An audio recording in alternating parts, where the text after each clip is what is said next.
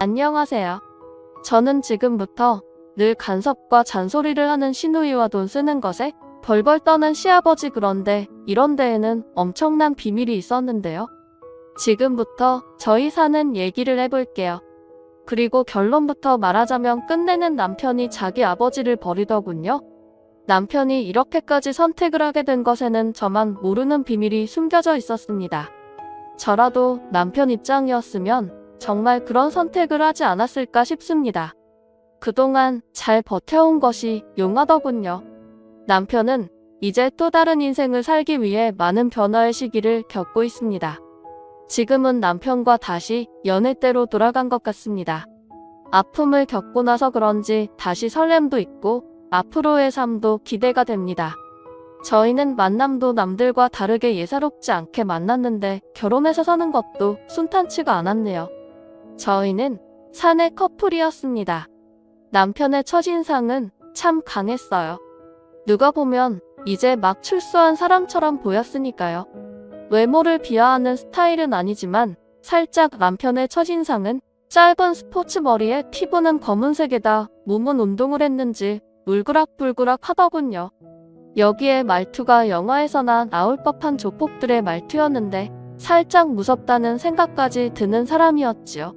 남편은 저보다 3살 어리고 지방에서 일을 하다 도시로 이사를 하면서 일자리를 알아보았는데 일자리 구하기가 어려워 잠깐 배달 알바를 했었는데 이러다 계속 배달 알바만 하겠다 싶어서 일단 하던 알바 그만두고 여기저기 구직 신청해놓고 기다리고 있다가 운 좋게도 저희 회사에 어렵게 취직을 했다고 하더군요. 남편은 영업 쪽에 일을 맡게 되었는데 자신을 소개할 때 그러더군요. 자신의 외모 때문에 사람들이 처음부터 반감을 가지는데 어렵게 구한 직장인 만큼 최선을 다하겠다고 회식 때 자기소개를 그렇게 하더라고요. 그런데 생긴 외모와 다르게 쑥스러워하면서 얼굴이 홍덕모가 되었는데 나름 그 모습이 저에게는 좋은 느낌이었어요. 전혀 긴장하지 않을 것 같은 외모로 벌벌 떠는 모습을 보니 순수해 보였어요. 도시 남자들에게 보기 드문 모습이었어요. 어찌 보면 콩깍지가 그때부터 씌어지게 되었나 보네요. 저희는 회식을 잘 마치고 다들 파하는 분위기여서 저도 주섬주섬 옷을 입고 있는데 사장님이 잠깐만 얘기를 하자고 자기 옆으로 오라고 하더군요. 원래 저희 사장이 술을 안 먹을 땐 멀쩡하고 직원들 잘 챙기는데 주사가 아주 못된 버릇이 있어서 밥만 먹고 가는 직원도 있고 이런 분들은 경력이 찬 분들이라 가도 말이 없죠. 그러나 저처럼 말단 직원은 윗 상사들의 눈치도 봐야 하고 사장 눈치도 봐야 하니 밥만 먹고 일어날 수 있는 자리가 아니다 보니 어느 정도 분위기 맞추다 일어나거나 사장이 취했다 싶으면 몰래 도망을 가기도 했어요. 그런데 그날따라 사장이 평소보다 많이 취해서는 저를 부르는 겁니다. 저는 못 들은 척하고 그냥 옷을 입고 나가려고 하는데 아주 큰 소리로 저를 부르더군요. 그 상황에서 그냥 나갈 수 없어 일단 사장님 옆에 앉긴 했어요. 그런데 순식간에 이 사장 또라이가 제 어깨에 손을 넣었더니 저에게 기대려고 하는 겁니다. 순간 저는 사장의 손을 떼어내려고 했는데 이놈이 술에 취하니까 손 힘이 어찌나 센지 제 어깨를 더 힘주어 잡더군요. 그때 신입이었던 저희 남편이 사장의 손을 잡아 비틀어 버렸어요. 다들 놀라서 어쩔 줄 몰라 하더군요. 사장도 어안이 벙벙한지 가만히 있더라고요. 남편이 사장한테 한마디 날렸어요. 이딴 식으로 직원을 대하는 건 아니지 않습니까? 사장이라 이 정도로 끝내는 겁니다. 하고 저를 일어나라는 눈빛을 보내더니 나가자고 하더군요. 그때 또 한 번 멋짐을 봤네요. 한 번도 느껴보지 못한 남자의 모습이었습니다. 솔직히 저희 남자 직원들은 사장 눈치 보느라 이런 모습은커녕 오히려 대략 빨리 비유 맞추고 끝내고 가자 라는 식으로 저희를 마치 술집 여자처럼 대했거든요. 직장 내의 성희롱 정말 언제쯤 끝나나 했는데 저희 남편이 그때 완전 끝을 내줬어요.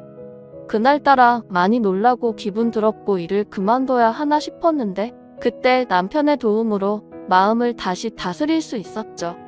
예전부터 퇴사 고민 안 했던 건 아니에요.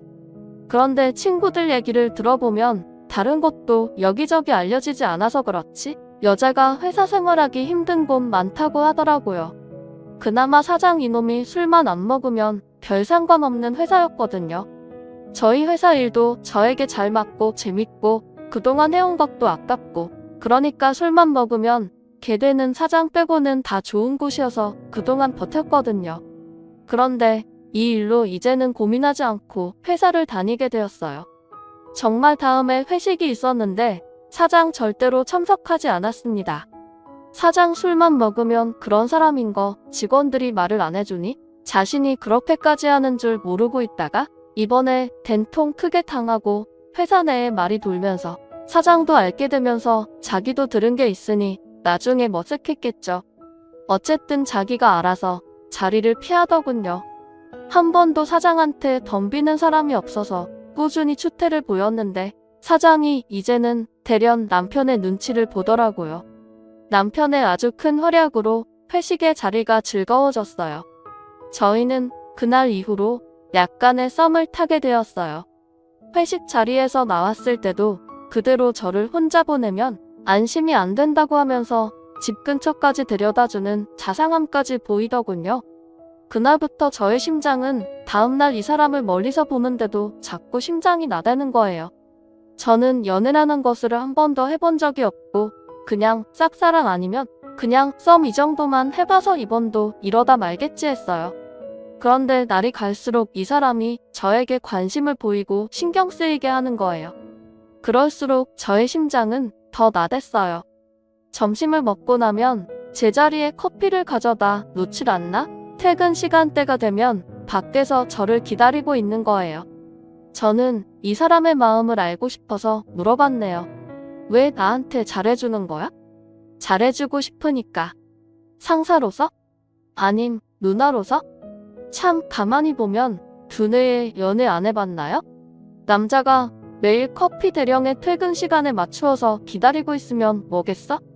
퇴근 시간에 기다리는 건 그냥 집이 같은 방향이니까 그러는 거 아니야? 바보, 멍충이. 이러더군요. 사실 저희는 회식 때 그 일이 있고 저를 집에 데려다 줬다고 했잖아요. 그날은 제가 놀라고 힘들었을까봐 어떠한 말도 하지 않더라고요. 그런데 다음날 또 저를 기다리고 있길래 저는 괜찮다고 거절을 했는데 이 사람 한다는 말이 자기도 저희 집 가는 방향이랑 같다고 하면서 저를 기다린 게 아니라고 하는데 조금 민망했어요. 저희는 그렇게 같이 버스를 타고 가면서 이런저런 얘기를 나누게 되었습니다. 제가 먼저 내리고 남편은 한두 정거장 더 가는 것 같았어요. 저희는 아침에 서로 다르게 출근을 하고 퇴근 때는 서로 약속이라도 한 것처럼 같이 움직이게 되었죠. 이상하게 저는 한 달 동안 이 사람과 다니면서 저녁 약속을 아예 잡지 않았어요.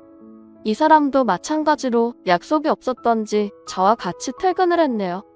회사 내에서는 제가 상사니까 반말을 안 했는데 밖에서는 제가 누나니까 회사를 나오면 바로 반말로 말을 했는데 자꾸 자기 보고 동생 취급하지 말라고 하는데 그때까지도 저는 이 사람의 마음을 몰랐어요. 그냥 저 혼자만의 썸이겠니 했거든요.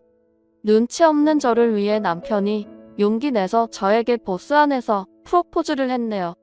그것도 2달밖에 안 봤는데 저에게 결혼하자고 하는 거예요. 놀라기도 했지만 얘가 아직 어려서 감정에 즉흥적이구나 싶었어요. 그런데 즉흥적이 아니구나 했던 게 반지도 준비하고 가방에서 꽃까지 꺼내면서 저에게 무릎을 꿇었어요. 버스 안에는 퇴근 시간대라 사람이 꽤 있었는데 그런 용기를 내서 처문을 하니까 거절을 할 수가 없었어요. 저희는 집에 가는 도중에 버스에서 내려 서로의 마음을 확인했네요. 정확히 그날을 첫날로 하고 회사엔 비밀로 하고 사귀게 되었어요.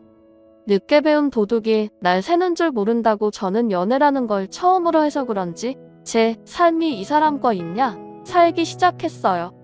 저라는 사람을 완전히 이 사람에게 맞추게 되었죠. 사랑을 하면 변한다는 말 실감이 되더군요. 감정 표현에 미숙했던 저는 남편을 만나면서 하나하나 변하기 시작했습니다. 좋으면 좋다고도 말하고 잘못했으면 미안하다고 사과도 하게 되고 완전 자존심도 내려놓게 되더군요. 이런 게 사랑의 힘인가 싶었습니다. 저는 이 생에 이 사람이 마지막 제 남자가 될 것처럼 열렬히 사랑했네요.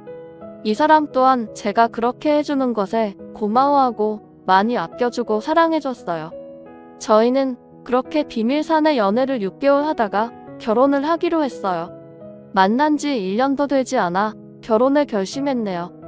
친구들은 무모한 결정 아니냐고 했지만 저는 솔직히 결혼이라는 거나 사람을 만나는 것에 대해 많은 시간이 필요하다고는 생각하지 않는 사람 중에 하나예요.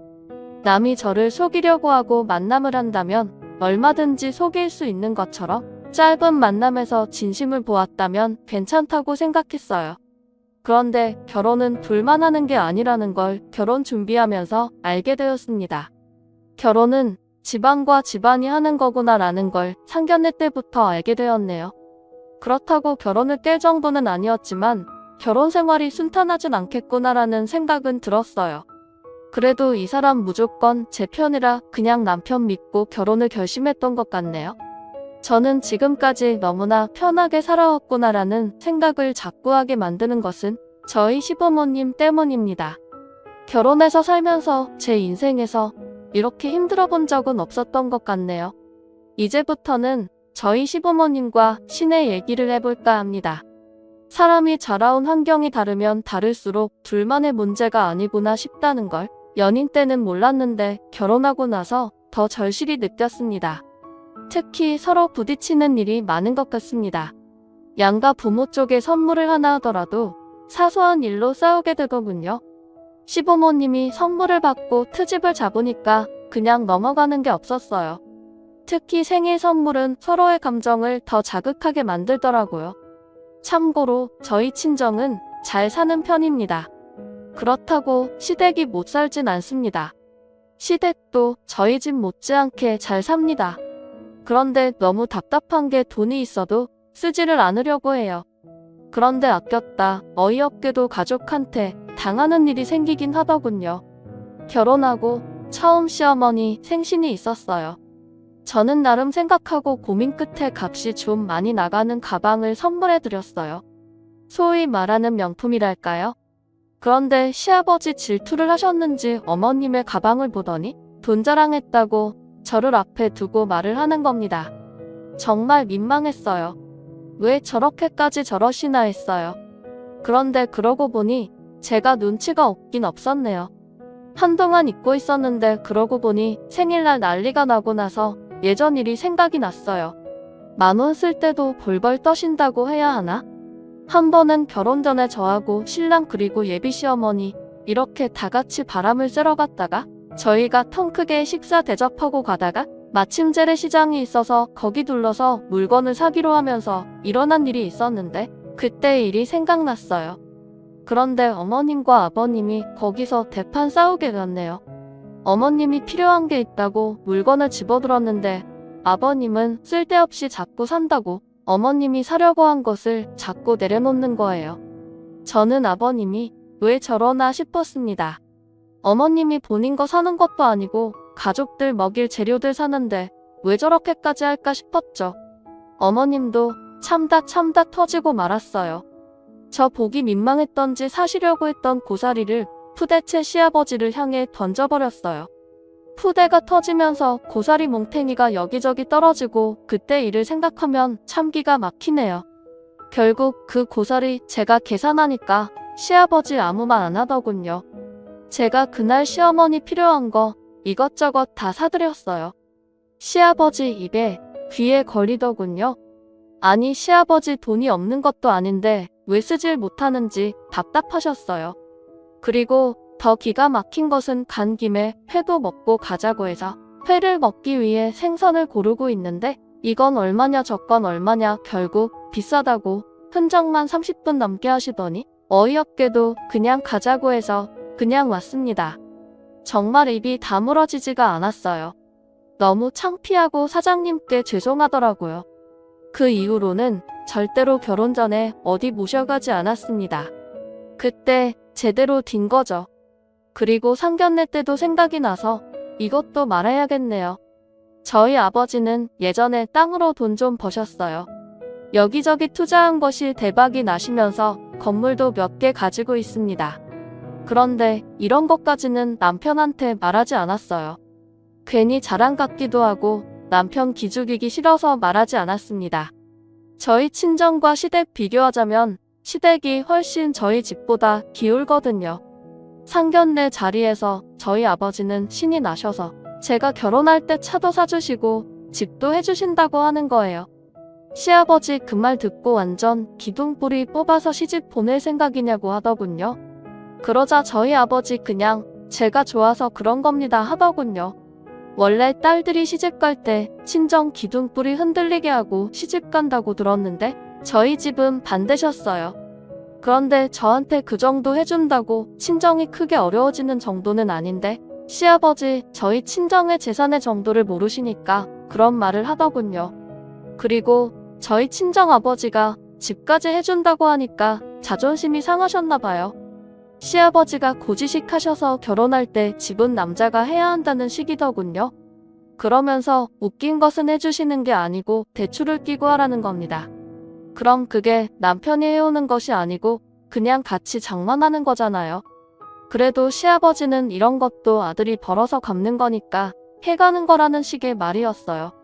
솔직히 결혼해서 대출이 있는데 부부가 내 집 하면서 누가 따로 계산하면서 살겠어요. 빨리 갚고 편하게 살려고 같이 벌어서 갚게 되지.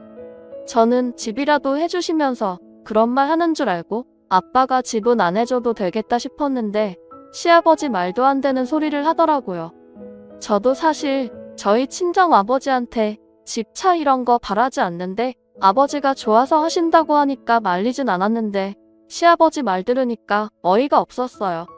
그런데 저희 아버지는 워낙 손도 크고 시원시원하신 분이라 예비 시아버지의 그딴 말 같은 거 신경 쓰지 않고 아버지는 집을 꼭 남자가 하라는 법 있냐 하시면서 화끈하게 사주시겠다고 했습니다. 저는 시아버지 그래도 끝까지 고집 부릴 줄 알았는데 저희 아버지 말 확실하게 대답 듣고서는 시아버지 못 이기는 척 받아들이더군요. 이 신보를 뭐라고 표현해야 할까요? 그런데 이런 데에는 다 이유가 있었다는 거를 나중에서야 알게 되었습니다. 그때 시어머니도 했던 말이 생각나네요. 자기 아들 그런 것 때문에 기죽는 거 아니냐고 하시는데 시아버지 시어머니 귀에다 대고 속언대는데 예의가 아닌 것 같았어요. 괜히 저희 부모님께 죄송하더라고요.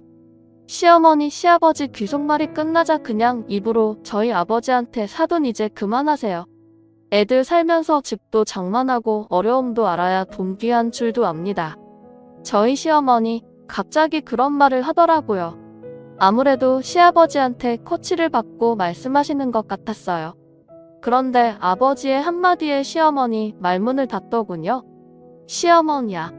안 사돈 저는 애들한테 돈 쓰려고 이렇게 열심히 살고 돈 모았습니다. 저는 제가 애들한테 돈 쓰는 거 하나도 안 아깝습니다. 내가 돈이 쓰고 넘치도록 있는데 왜 고생을 시킵니까? 꼭 그렇게 자린고비식으로 교육 안 해도 부모 하는 거 보고 자란 자식들은 그렇게 안 해도 돈 허투루 안 씁니다. 돈 귀한 줄 안다고요. 저는 내 자식들 행복해하는 거 보는 게 낙입니다. 사돈도 아들 사랑한 만큼 주세요. 아꼈다 다 똥됩니다. 애들이 필요할 때 주는 게 돈을 제대로 쓰는 겁니다. 그리고 이런 건 다 내리사랑이라는 생각이 듭니다. 내가 내 딸한테 주고 훗날 내 딸이 또 자기 애한테 주고 주는 것이 얼마나 행복한지를 배우면 인간 말 좀 안 돼요. 아버지가 돈 있으면 주라는 말보다 돈이 쓰고 넘친다는 말에 꽂혀서는 시어머니. 아이고 사돈은 어떻게 돈을 그렇게 벌었답니까? 그렇게 많으시니까 퍼주고도 남으니까 주는 거죠. 저는 먹고 죽으려고 해도 없습니다. 말을 하니까 또 시아버지, 저희 아버지한테 지기 싫어서 자기는 돈이 있지만 애들이 고생이 뭔지 느끼게 하고 싶어서 안 주는 것뿐이라고 하더군요. 저희 아버지가 그 말을 놓치지 않고 말을 했어요. 사돈 그렇게 돈이 있으면 애들 필요할 때 주세요. 했더니 시어머니는 갑자기 화장실을 가고 싶다고 하면서 주섬주섬 옷을 챙겨 입으시더니 나가버리셨어요. 시아버지는 돈 얘기만 나오면 입에 본드를 붙여 놓으셨는지 아예 말을 하지 않으셨어요. 그때 저희 아버지는 상견례 자리에서 몇 마디 나눠보고 저희 시댁분들을 파악하고 돈에 관해서는 그 이후로 말을 섞지 않으셨어요. 저희 시아버지가 그러셨거든요. 부모를 잘 만나요. 그것도 베풀면서 하는 거지. 했어요. 자라온 환경이 달랐다는 거죠. 저희 시아버지는 어릴 적 너무 없이 자라서 굶는 날이 엄청 많았다고 하더라고요. 그래서인지 키가 너무 작으세요. 160도 안 됩니다. 자라온 환경을 듣고 나니 이해는 되지만 안 써도 너무 안 쓰니까 이제는 이해보단 답답했어요. 그날 상견례 자리에 나오신 부모님들 의상만 봐도 알 수 있었어요. 신우 한 명 있는데 딸이라는 게 자기 엄마 옷 좀 사드리고 아버지 신발도 좀 사드리지 자기만 삐까뻔쩍하게 하고 나왔더라고요. 옷을 잘 안 사 입는 사람은 뭐가 좋은지도 모르겠거니와 비싸면 손이 안 가잖아요. 분명 예비 남편이 일주일 전에 옷 사 입고 나오시라고 돈을 들었다고 했어요. 그런데 제가 봤을 때는 아무래도 그 돈을 신우이한테 드린 것 같았어요. 나중에 다시 확인해보니 아니나 다를까 정말 그 돈을 신우이한테 부모님 모시고 백화점 가서 옷 사드리라고 돈을 들었다는 거예요. 그 돈을 세상에 지 몸에 쳐버리고 나왔더라고요. 시어머니한테는 신우의 이것이 시어머니 시집 올 때나 입었던 옷이나 되려나? 알록달록 무슨 색종이도 아니고 아주 파란색 원피스에 두꺼운 허리벨트를 하고 스카프는 어찌나 촌스러운지 무슨 보자기를 목에 메고 있는 것 같았어요. 충격이었어요. 시아버지 역시 체키무늬에 양복에 신발은 뒷굽이 다 달아서 아주 안쓰럽더군요. 솔직히 처음 만나 시장 갈 때도 그때도 놀랐거든요. 그래서 남편한테 예비 시부모님 옷이 말도 못하게 입으셨길래 이 사람 기분 상하지 않게 부모님 옷 좀 사드리고 싶은데 사드려도 되냐고 하니까 안 그래도 자기가 돈을 주면 꼭 옷은 안 사 입고 다른 데 쓰신다고 하는 거예요. 그래서 이번에 상견례 때는 입고 나올 옷은 그냥 직접 사드리라고 어른들은 자기한테 쓰는 건 잘 못 사니까 직접 사드리라고 했더니 그래야겠다고 했거든요. 그런데 이 사람이 결혼 전 계속 바쁘다 보니 결혼한 자기 누나한테 부탁을 한 모양이더라고요. 진짜 화가 나는 게 신우의 자기 식구들은 깔끔하게 심해부는 어디 선보러 나가는 것처럼 하고 나오고 신우의 역시 자기가 상견례 하는 줄 아나 봐요. 하얀 드레스 같은 옷을 입고 나왔더라고요. 아직 식도 못 올리고 결혼해서 산다고 들었는데 이런 자리가 새로웠던지 둘 다 기분 내고 왔더라고요. 5살 아이 하나 있는데 그 애도 머리에서 발끝까지 다 값비싼 브랜드로 입혔더군요. 저는 아직 애는 낳지 않았지만 어떻게 지 식구 챙기면서 부모님 생각 들지 않았을까요? 신우애 하는 거 보니까 만만치 않겠다 싶었어요. 저는 신우애 하는 꼬락서니 보고 생각에 잠겨있는 동안 시아버지랑 저희 아버지랑 얘기가 길어지는 거예요. 얘기 즉슨 저희 시아버지 저희 아버지보다 5살 많으신데 엄청 고지식하고 꽉 막힌 분인데 거기에다 자기 자식들한테 바라기는 엄청 바라시는 분이세요. 그날 아버지는 시아버지를 파악하고 이상한 노인네 바라보듯이 하면서 한 소리 했어요. 돈도 머리를 쓰고 몸을 써야 재산이 늘어나는 겁니다. 집안에 금은 뭐하고 있으면 뭐합니까? 가져다 팔아서 이익을 남기고 또 다른 걸 사서 또 팔아서 이익을 남기고 해야 하는 거지. 내 거다하고 내 주머니에 두고 만지작거린다고 그게 불안하나요? 사돈 자식들도 다 압니다. 저는 저희 아버지가 현명하셔서 저에게 아주 큰 돈은 아니었지만 제가 비비고 올라설 수 있는 작은 마흔 원덕을 만들어주셨습니다. 저도 처음부터 부자도 아니었고 그렇다고 많은 재산을 상속받은 것도 아니었어요. 아버지가 나중에 저에게 물려주신 것은 제가 벌어서 저희 부모님이 하시고 계신 거에 투자를 해서 이득을 본 겁니다. 그리고 저희 아버지부터 부모의 사랑이 뭔지를 제대로 아신 거죠. 이렇게 말하니까 사랑은 돈이라고 생각하실 수도 있지만 제 말은 그 사랑 돈이든 뭐든 줄 수 있을 때 주시라는 겁니다. 주는 것이 얼마나 기쁘고 행복한지 사돈도 한번 이번에 느껴보세요. 애들 결혼할 때 큰 거 하나 주세요. 지고만 있으면 뭐합니까? 하니까 시아버지 얼굴 벌겋게 달아올라서는 입을 꼭 닫고 계시면서 술만 연속 들이키고 계시더군요. 아버지도 이렇게까지 저희 시아버지한테 강요하지 않으려고 했는데 시아버지께서 계속 먼저 자기는 가지고 있는 게 엄청 많다. 하지만 자식들 고생해봐야 돈 귀한 줄 아니깐 일부러 안 준다 이러니까 그냥 친정아버지가 일부러 더 찔러댔어요. 그런데 긴 침묵을 깨고 하신 소리가 너희들 나한테 바라지 마라. 난 내 엄마랑 나 먹고 살다 죽을 정도의 돈밖에 없다. 절대로 돈 못 주니깐 바라지 마라 하시는데 꼭 저희가 돈 달라고 하는 것 같았어요. 그래서 제가 걱정 마세요. 지금 못 주시면 나중에 주실 수 있을 때 주세요. 그렇다고 꼭 달라는 소리 아니에요. 주신다면 감사하게 받겠다는 거예요. 했더니 시댁 쪽의 시누이 그리고 시아버지 표정이 어이없다는 표정이었고 화장실에 갔던 시어머니 들어오시면서 저의 말을 듣고 너 아직 결혼도 하기 전에 너무 나서는 거 아니냐? 말을 당차게 하네. 너 설마 할 말 다 하는 성격이냐? 난 그 꼴 못 본다. 사돈도 알아두세요. 저는 또박또박 말 듣고 하는 며느리 가만 안 두려고요. 하면서 그 자리에서 기선제압을 하더군요. 저희 엄마 그런 말까지 듣고 가만히 안 있죠. 저희 엄마가 곱상하게 생겨서 말 한마디 안 하고 있으니까 숙맥이라고 생각하셨던 것 같아요. 엄마가 드디어 입을 여졌어요. 저희가 더 긴장되더군요. 아, 그러세요? 저도 사이가 내 딸한테 못하고 저희들 말에 또박또박 말 대꾸라도 하면 저도 가만 안 둘 겁니다. 알아두세요. 여자만 며느리 노릇 하라는 법 없지 않습니까? 그리고 시대가 변했는데 여자가 결혼하면 시댁 집안에 맞춰야 한다 이런 고리타분한 말 하지 마세요. 사돈이 며느리였듯이 저도 사이였습니다.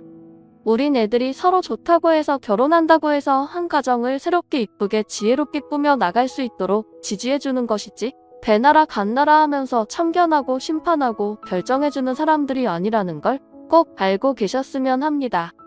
사돈이 내 딸을 가족들의 밥이나 하고 집안에 청소나 하는 그런 취급하시면 저도 매주 사이 불러서 저희 집 밥하고 청소시키렵니다. 서로 지킬 것은 지켜가며 가족이 서로 도와가며 살아야지 한 사람만 희생자가 되지 않는 그런 가정을 만들어주셨으면 합니다. 이것 또한 부모가 하기 나름이기 때문에 말하는 거예요. 말하자 시어머니 저희 엄마의 말에 말문이 막혔는지 어떠한 말도 못하고 참나 한 소리하고 시아버지만 하셨어요. 시부모님들이 아무 말 못하고 있으니까 갑자기 시누이 이것이 어른들 얘기에 끼어들어 그럼 그렇게 귀한 공주 같은 딸을 모시고 살지 왜 시집을 보냅니까 하더군요. 이럴 줄 알고 준비했는지 저희 엄마 시누이를 향해 바로 치고 들어가더군요. 여자가 꼭 가정일을 다 도맡아서 하라는 법이 있나요? 사돈도 결혼해서 애까지 키우고 있으니까 더 잘 알겠네. 요즘은 맞벌이도 많고 하는데 왜 이렇게 여자는 밥하고 빨래하고 집안일하고 밖에 나가 일도 하고 남자는 일만 하고 들어와 차려진 밥 먹고 TV 보면서 쉬고 있어야죠? 했어요. 그러자 시누이 말 못하고 있는데 시어머니 이 말에 자신이 그러고 있는 거 알아준 것 같다. 속이 시원했는지 갑자기 돌변해서는 엄마 말에 맞장구를 쳤어요. 맞아요. 왜 여자만 같이 일하고도 밥하고 살림하고 애 보고 아이고 사돈이 내 속을 알아주네. 당신 잘 들었지?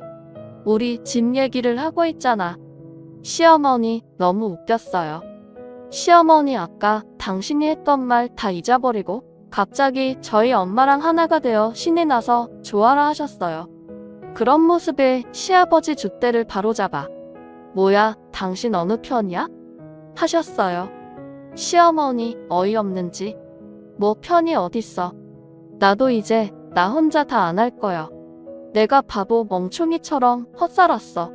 내가 당신보다 어리고 며느리 엄마하고 동갑인디. 지금 눈이 있으면 보라고. 내가 훨씬 언니 같잖아. 여자는 남편에 따라 다르다더니 사돈 보니까 알겠네. 우리도 돈이라면 없는 집도 아닌데 돈 있으면 모래 쓰지를 못하게 하는데. 내가 헛살았어. 내가 한순간에 잘못된 선택을 했어. 그게 뭐가 죄라고.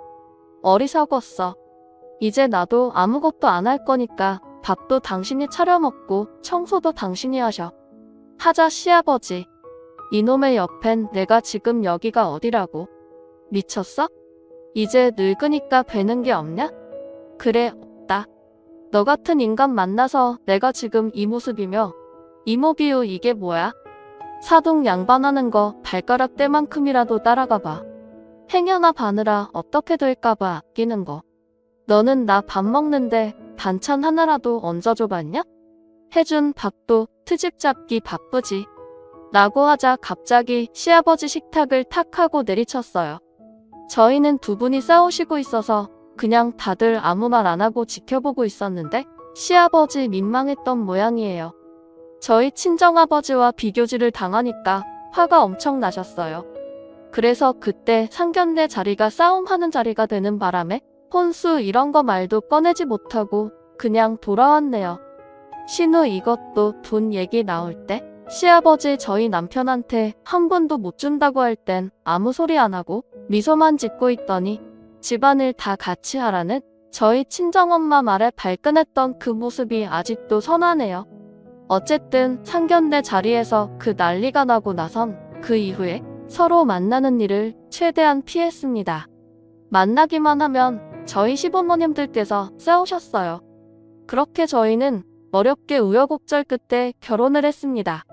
다행히 엄마나 아버지가 결혼해서 어떻게 살아야 한다는 말을 언급해서 그런지 시어머니 저를 일방적으로 시키지 않고 아들을 더 시키고 시간이 가면서 아버님도 자연스럽게 한 가지씩 생활 습관이 바뀌기 시작했어요.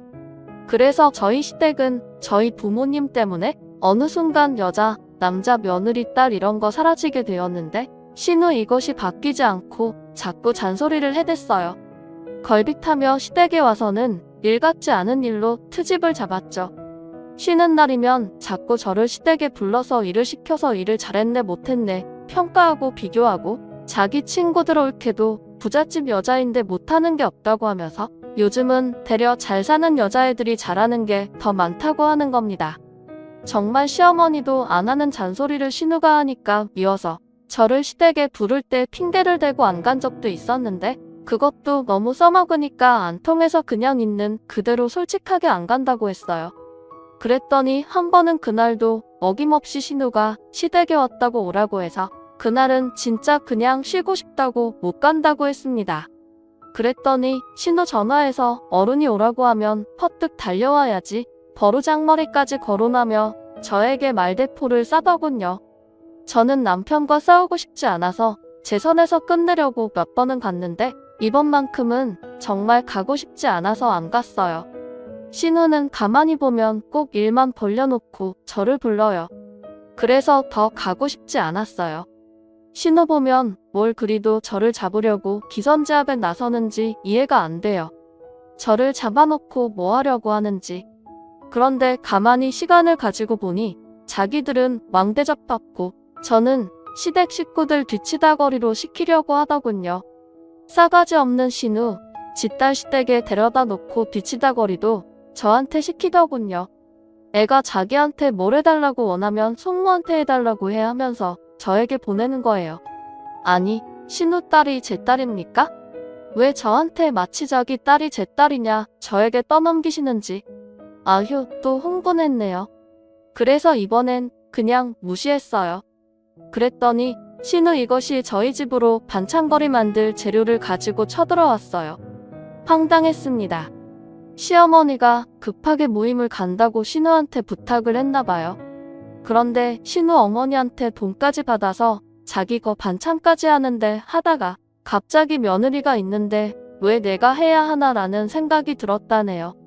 아니 시어머니 반찬 만들면서 자기 반찬 더 보태서 만드는데 말입니다. 뭐가 그리 억울한지 그걸 다 싸매고 왔더라고요. 저는 못하니까 가지고 당장 나가라고 했어요. 그랬더니 신우 이것이 욕을 하고 달려들면서 제 옷을 잡아당기길래 저도 옷 똑같이 잡아당기면서 싸우게 되었습니다. 이것이 먼저 제 머리를 치길래 저도 똑같이 쳤어요. 맞고 있으라는 법 없잖아요. 저는 성질의 대문을 활짝 열어제치고 그 반찬 재료들 죄다 현관 밖으로 던져버렸어요. 밖에는 시금치며 콩이며 멸치 아주 난리가 아니었어요. 그렇게 하고 나서 한 소리 했죠. 나한테 한 번만 더 이딴 식으로 걸고 넘어지면 가만히 두지 않겠다고 하니까 주선주선 지 가방 챙겨 들고 나가더군요. 저는 신우 2년 나가자마자 문 걸어 잠갔어요. 화가 싹 펴지지가 않아 냉장고에 있는 맥주 한 잔 했더니 그제서야 진정이 되더군요. 이제는 가만히 있지 않으려고 했습니다. 그날이 신우와 싸움이 처음이자 마지막 싸움이고 그날이 마지막으로 본 날이기도 했네요. 그리고 시댁에선 저희 둘이 싸운 걸 말하지 않았는지 아무 말 없더군요. 아무래도 신우 저한테 맞은 거 말하기 쪽팔렸는지 말 안 했던가 보더군요. 그런데 신우와 그런 일이 있고 나서 2달 동안 얼굴을 못 봤는데 그 이유가 저는 신우가 저를 피해 시댁에 오지 않은 줄만 알았는데 알고 보니 제가 결혼하기 전부터 자기 부모님 재산 늘려준다고 시어머니 모르게 시아버지만 꼬셔서 투자했다가 완전 쫄딱 망해버렸어요. 한 푼도 못 건지고 휴지 조각 되고 말았죠. 시어머니 하루는 전화해서 집에 빨간 딱지 붙이로 여러 사람이 왔다고 해서 서둘러 시댁에 가보니 정말 물건에 딱지가 붙어 있더군요. 그런데 시댁에 값 나가는 물건도 없지만 물건이 없어서 많이 붙어 있진 않더군요. 그런데 문제는 집이 넘어가게 되었더라고요. 평생 돈 벌어 집 장만하고 재산 늘리는 재미로 사신 시아버지. 자린고비에서 지독하게 돈 모은 거 다 날렸어요. 저는 사정이 어떻게 된 것인지 신우 전화해봤더니 전화는 없는 전화로 나오더라고요. 저는 서둘러 신우 집을 가봤는데 세상에 다른 사람이 살고 있었어요. 벌써 이사가고 튀었더라고요. 그런데 아버님 그 난리가 났을 땐 가만히 계시더니 신우가 사라졌다는 말에 아버님 죽는다고 농협까지 먹으려고 한 거 다행히 어머님이 보셔서 천만다행 별일 없었습니다. 그 돈을 다 날려버렸으니 죽고 싶었겠죠. 저희는 그렇게만 생각했어요. 그래서 시어머니는 저희 아버지가 사정을 들으시고 도움을 드려 자그마한 집을 구해드렸어요. 그런데 시아버지는 얄미운 시누이를 찾겠다고 집을 나가셨어요.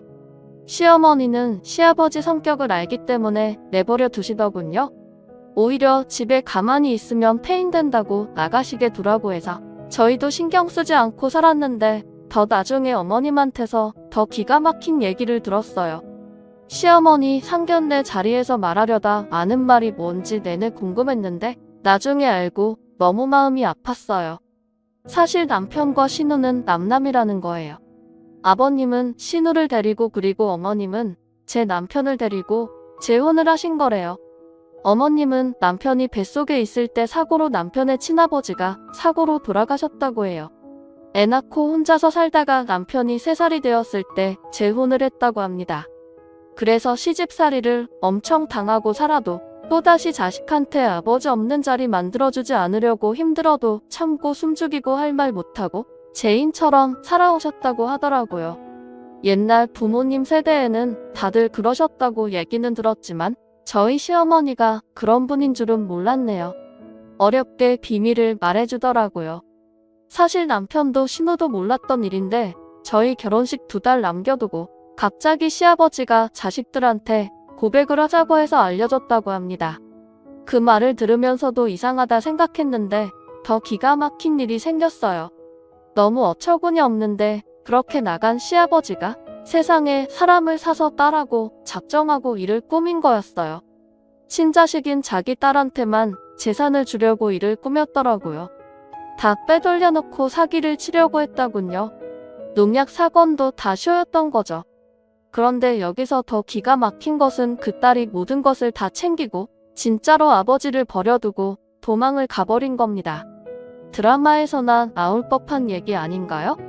한순간에 낙동강 오리가 된 시아버지, 이 사실이 알려질까봐 집을 나간 것더라고요. 사실이 밝혀지는 건 시간 문제였으니까요. 남편이 아무리 봐도 사건 터지고 일 돌아가는 게 미심쩍어서 저희 아버지 도움받아 여기저기 알아보았는데 이런 엄청난 일을 벌렸더라고요. 남편은 얼마나 화났으면 몇십 년을 아버지로 알고 지냈는데 이런 사기를 친 것을 알고 한순간에 모든 것을 내려놓더라고요. 그래서 남편은 나쁜 아버지를 버리고 인간 같지도 않은 가짜 문화도 버렸습니다. 지금은 오히려 되려 더 행복한 것 같아요. 저희 아버지께서 저희 남편을 말없이 꼭 안아주시면서 등을 쓸어 내려주시더군요. 저희는 이제부터 새롭게 다시 가족이 되어서 다시 시작하고 있습니다. 거짓으로 시작한 거짓 사랑 끝내는데 참 오래 걸린 것 같아요. 한편으로는 차라리 너무 잘된 일이 아닌가 싶습니다. 이제부터는 저희 남편이랑 시어머니 꽃길만 걷게 해주고 싶어요. 다음 사연입니다. 안녕하세요. 가족일이라 어디서 터놓고 얘기하기도 부끄러워서 답답한 마음 좀 터놓고 다른 분들 얘기도 듣고 싶어서 이렇게 했습니다. 전 남자친구와 결혼 전제로 교제를 시작했고 양가에도 결혼에 대해 미리 알렸고 허락도 받았습니다. 원래대로라면 19년 가을에 상견례를 하고 20년 봄에 결혼해야 했었죠. 제 위로 언니가 있는데 집에 알릴 당시에 언니에겐 남자친구도 없었고 언니는 결혼 자체에 생각이 없다고 했습니다. 언니보다 먼저 결혼해도 상관없다고 언니 부모님의 허락을 받았고 결혼 계획 또한 양가 집안에 다 알린 상태라 시일이 가까워지면서 5월 단위까지는 결정된 상태입니다. 날짜 조율해서 진행하기로 했습니다. 우리 집에 인사를 드리러 가기 2주 전 갑자기 언니가 남자친구를 집에 데려와서 인사를 드리더라고요. 저는 언니가 인사드리는 하루 전날 얘기를 들었고 언니에게 정식으로 인사드리는 거냐? 결혼은 언제 할 생각이냐? 내가 결혼 준비하고 계획 세우고 그러고 있는데 언니 나랑 날짜 겹쳐서 준비하려고 하는 거냐? 등등 다 따져 물었고 돌아오는 대답은 정식으로 인사드리는 것이 아니 그저 양가에 이런 사람과 교제한다고 알리는 것뿐이다. 그저 가벼운 인사드리는 거다였습니다. 사족을 붙이자면 이 인사드리는 것에도 잡음이 있었습니다. 남자 데려와서는 약속 시간보다 2시간 늦게 도착해 부모님께서 그 시간 내내 기다리셨고 와서 1시간 있다가 갔으면서 남자 집은 전날 그 지역으로 미리 출발하고 식사 준비도 돕고 가서 4시간에서 5시간 이상 있다 왔습니다. 우리 집을 무시하는 거다 난 이해가 가지 않는다고 했지만 부모님께서는 더 큰 소리가 나는 걸 원치 않으셔서 앞으로의 행동을 지켜보신다며 덮고 가자고 잘 달래셨습니다. 본론으로 돌아와서 그렇게 인사드리더니 갑자기 결혼하겠답니다. 그것도 제가 점 찍어놓은 날에 말이죠. 언니의 말에 부모님도 당황하셨고 왜 그리 급하게 가냐 하시면서 한 해 더 늦게 하자 아니면 가을에 하자 하고 중재안을 내놓으셨지만 언니는 다 거절했고 꼭 봄에 해야겠답니다. 타협점이 보이지 않자 남자친구와 상명 끝에 우리가 가을에 하는 거로 양보했습니다. 언니는 봄에 하고요. 그렇게 저희 커플이 양보하자 기다렸다는 듯이 칼같이 날짜 잡고 상견례를 하고 준비 딱딱 하더라고요. 그 기간 고맙다 미안하다는 그 어떤 말 한마디도 듣지 못했습니다. 저보고 드레스 같이 봐달라고 날짜까지 알려줘 놓고 연락이 없어 다시 연락해 알고 보니 이미 다녀온 상태더라고요. 청첩장까지 다 돌렸지만 감기 사태 때문에 결국 언니 결혼식은 늦봄으로 늦추었습니다. 이것도 가을에 제가 받아놓은 그 달로 또 옮긴다고 해서 집안이 한 번 더 뒤집혔는데 부모님께서 그만 좀 뺏으라고 그날 안 된다고 여름 오기 전으로 날 잡고 감기가 끝나지 않는다며 가족들만 모여서 그렇게 하자고 주장하셔서 그리 결정되었습니다. 현재는 신혼집에 둘이 같이 사는 상태입니다. 혼인신고 여부는 모릅니다. 후에 생각해보니 아마 결혼 준비 자금 때문에 그리 서둘렀던 게 아닐까 하는 의심이 들긴 하더라고요. 저희는 양가 도움 없이 저희 힘으로 다 하기로 했지만 언니네는 상대적으로 금전적인 부분에서 부족해 양가의 도움이 필요한 상황이니 아마 저희가 먼저 하면 그런 면으로 비교가 돼 지원을 덜 받던지 눈치 보이게 되는 상황이 되니 그리 기를 쓰고 먼저 하려던 게 아닐까 싶긴 하더라고요. 사실 저랑 제 남자친구가 결혼을 미리 준비하고 계획했던 큰 이유가 하나 있는데 남자친구가 외동아들인데 부모님께서 건강이 좋지 못하십니다. 일상생활하는 데는 큰 무리는 없으셨지만요. 그러다가 감기 터질 때쯤 어머님께서 쓰러지셨고 현재 병원에 입원 중이시나 담당 의사가 앞으로 길어야 3개월에서 4개월이라고 진단 내린 상태입니다. 당장 내일 더 아파하셔도 이상하지 않은 상태라고 합니다. 감기와 어머님 건강 때문에 가을에 하려고 했던 결혼 준비 자체도 아예 중단되었고 언제 하게 될지 가늠조차 되지 않습니다. 함께 나눌 형제도 없어 혼자 그 모든 짐을 떠안고 힘들어하는 남자친구는 지금 현실 자체를 버티는 것도 힘겨워하고 있고 결혼식도 보여드리지 못하고 그리 손주 보고 싶어 하셨는데 손주도 못 보여드리는 그런 상황에 너무 죄송스러워합니다. 물론 저도 마찬가지고요. 만약 언니가 내 결혼식 날짜를 가로채지 않았더라면 어머님께서는 결혼식에 참가하실 수 있으셨을 것이고 손주도 보셨을 수도 있을 것이고 이렇게 건강도 나빠지지 않으셨을 수도 있지 않았을까 하는 마음에 언니가 너무 밉고 속상하고 그렇더라고요. 피하지 못할 현실에 그저 그 원인을 언니에게 떠넘기고 언니 탓을 하고 싶어하는 그런 마음이려나 싶다가도 속상함과 화난 남자친구와 예비 시부모님께 죄송스러운 마음이 복잡하게 됩니다. 남자친구는 이미 지나간 일이고 우리가 결정한 거니 더 생각하고 되새기게 되면 우리만 속 끓이고 속상하게 되니 생각하지 말자고 더 얘기하지 말자고 했습니다.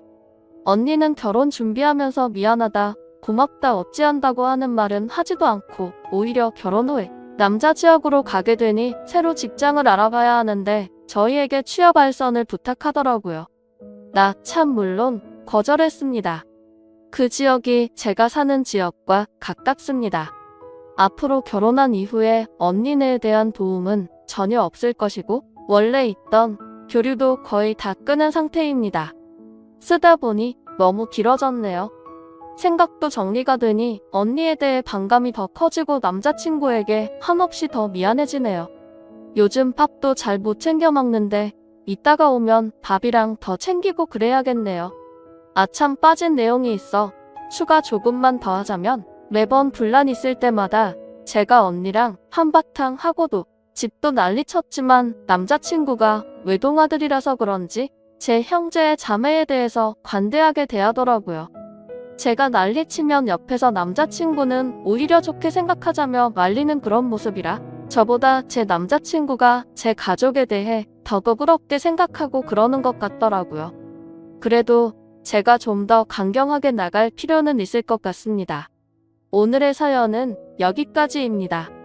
구독, 좋아요 꼭 눌러주세요. 감사합니다.